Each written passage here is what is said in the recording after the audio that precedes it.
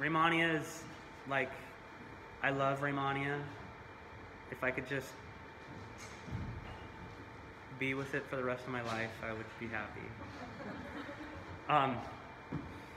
Yeah, Rehmannia, what it says in the Sheng Jing, it's sweet, cold, non-toxic. It's also called Disui, the marrow of the earth. I mean, come on, oh my God.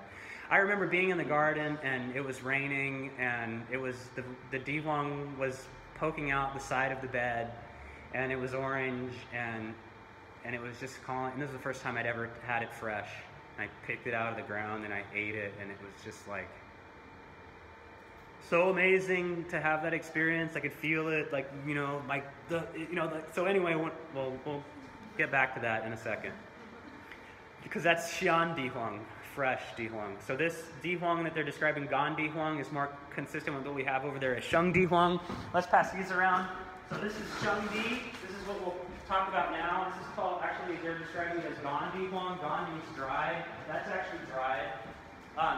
The part that doesn't really ever get described is why the hell did it turn black while it was getting dried? That doesn't make any sense.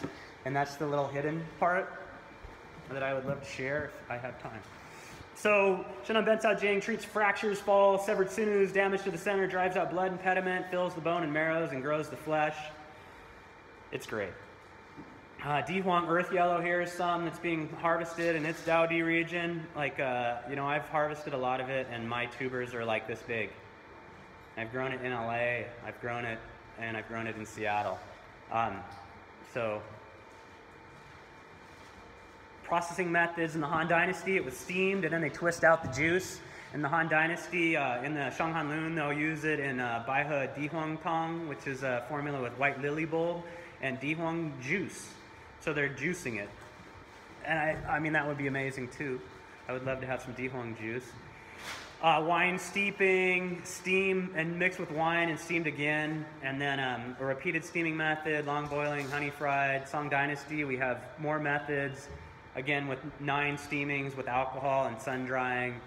And we kind of, in the Zhonglei Bensao, they start talking about requirements and describing what the Shudi, the wine processed Dihuang, must be glossy and black like lacquer, and the taste is sweet like malt sugar.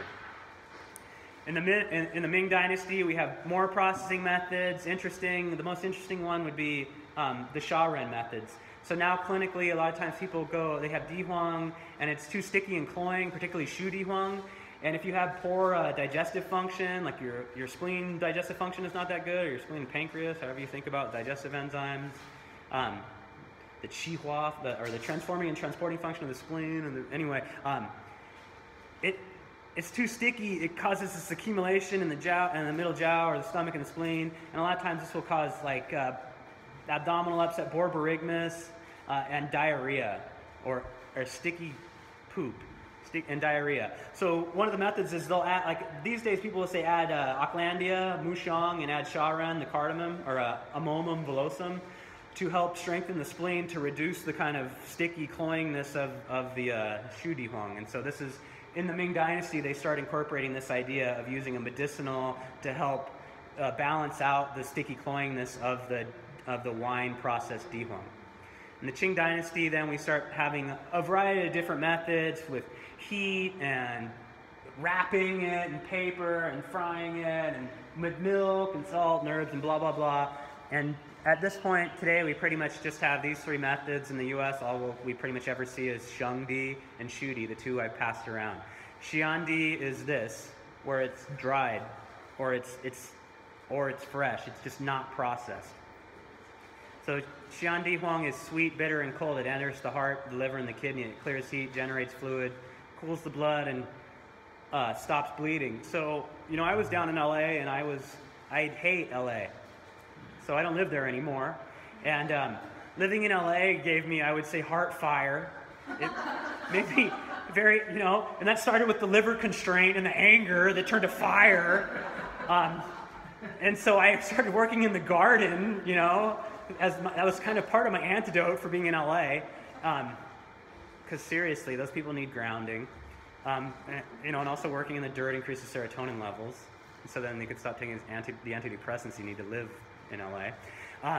But my story, taking that Xian Di Huang, it was like I felt everything is moistening. And it was like, it went right to my heart. And then my heart was like, ah, you know, it just like, all of that heat and stuff was just draining out of it. It was, you know, and the lotus flower opened, and my whole face changed, and a little bird landed on my shoulder, and then the sun, no, none of that. But just the moistening and the heat going away from my heart, and really feeling it with that resonance directly here. Significantly different than my experience with Sheng Di Huang. Sheng Di Huang is a little bit different. So this fresh medicinal is a wonderful thing. I actually highly advocate trying to create a market for it. Yes, so Xian Di Huang, to process it, we use the fresh medicinal. We wash it clean of any dirt or impurities, cut it intervals into thick pieces, or you can squeeze out the juice. Xian Di Huang, fresh Rehmannia. Lovely. But of all the stuff we talked about, all this scary stuff, Bansha and Futsa, and Di Huang is not toxic, you know? So we can look at all of these products with joy and love, not fear. So Sheng Di Huang. Sheng Di Huang, how do we get from this thing, which is the dried Di Huang, or fresh, you know, it's fresh. If we don't do anything to it, it will dry down and we'll still have yellow and orange skin. Somehow this Sheng Di Huang, which typically means unprocessed, has been treated. So Sheng Di Huang is sweet and cold at this point. It's not as bitter. The processing has changed its function. It doesn't generate fluids quite as much. Now it has more of a heat clearing function, and actually its strongest function is to cool the blood and kind of nourish the blood, or supplement the yin and nourish fluids. So use it for acute febrile disease with agitation at the heart, a really red tongue, a dry mouth. This is kind of what's being described with the heart collateral. Yin vacuity with deficiency fire, steaming bone, and on and on. So processing of Sheng Di Huang is use the dried Rehmannia root and eliminate impurities, and then you're going to do the men run, which is covered moistening. So use a little bit of water to soak, and then wash clean, and then perform covered moistening. So covered moistening, again, is allowing the materials that have been washed or steeped to stand in a covered receptacle with a hemp sack or a bag of moist straw, and frequently sprinkle with water so that they gradually become thoroughly moistened. I've done this myself. I've taken my Di Huang and then did a type of covered moistening in a little box that I had that I covered with paper toweling, actually, that was sort of wet, and I sprinkled it, and it turned black, you know, and it was sort of disappointing because it looked more like this than what I'm passing around. And what I'm passing around and what we see in the pharmacies is totally black. But what I ended up making with my Di Huang was this sort of brown thing with some black marks on it. And it's not like what we see in the pharmacies in America, but this is, I think, more realistic, like what the covered moistening produces. It was hard for me to get it to turn all the way black. So moving from this Sheng Di Huang, kind of speciously titled Sheng, after it's actually been dried and processed and is not fresh in any way, to Shu Di. So Shu Di is wine steamed. Shu Di then goes and becomes warm, and it's also still sweet. Enters the liver and kidney, not so much the heart at this point. It's going more for the essence, which is more of this deeper thing of the liver and kidneys. So it's used to supplement the yin, nourish the blood, and then it has this particular function of benefiting the essence and filling the marrow. And it's almost like we have this progressively deeper effect going from Xian Di Huang, which is sort of resonating up here, and Di Huang, which is at the blood level, more of a liver-centric thing, a blood heat thing, and then moving to Shu Di Huang, which is actually warm, and it's kind of more directed toward the kidney and the essence. So processing, you start with the Sheng Di, you add it to, you add in the Huangzhou, which is the yellow liquor, rice wine.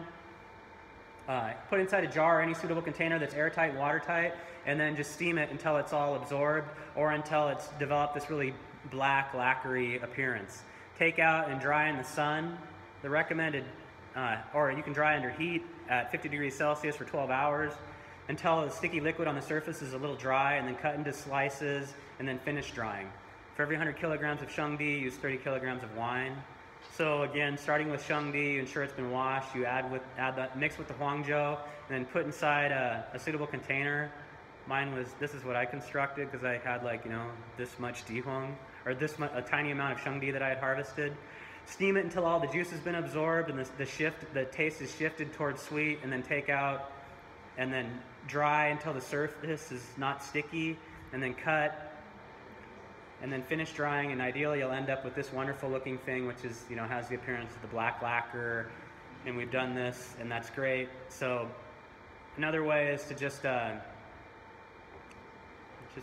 instead of half drying, dry to 80%, very similar. Anyway, the effects of processing primarily is destroying a bunch of disaccharides and monosaccharides. So these are the things that have, they're sugars essentially. What you see in this HPLC, high performance liquid chromatography, we have a spectrum from things that come out, small, really polar stuff comes out first, and then larger macromolecules that aren't as polar come out here. These are the polysaccharides. So the polysaccharides, as we're steaming one time, as we steam 5 times, we see a reduction, and then we steam 9 times, and we've changed the entire spectrum of these polysaccharides here. So what's actually happening is we're generating new compounds that aren't actually found in the original plant. These 5-HMF, 5-GMF, 5-GGMF, the furfuryl compounds. So, yeah, processing creates a significantly different effect. This is looking at an interesting paper that was looking at processed Rehmannia from different growing regions, and they have a mouse model of yin deficiency, where they induce yin deficiency in the mice, and so they start losing weight, and they have like fever, kind of feverish sensations, and they have a certain chemical change in their blood, which is also associated with the yin deficiency. And they start looking at the treatment of it, and then the relationship of the treatment of the yin deficiency with the growing region, and you find that this little teeny circle here is the best outcome. And this little teeny circle here corresponds to the Huang River area Huang, the stuff that's grown in the traditional growing region. So yeah, so we see this combination again, and I'm sorry I'm done actually.